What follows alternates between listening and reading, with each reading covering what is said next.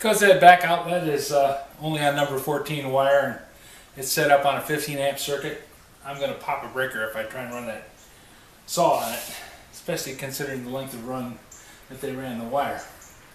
So I'm going to run the saw off an extension cord from the outside outlet that I put in that's on a 20 amp breaker and a grounded circuit.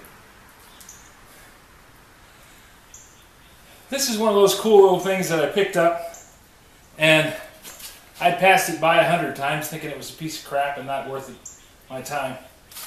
But for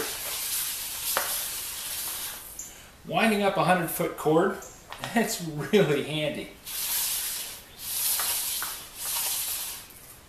I can run the extension cord out as far as I want. When I'm ready to pick it up, all I have to do is just pop the outlet into there and then crank it up.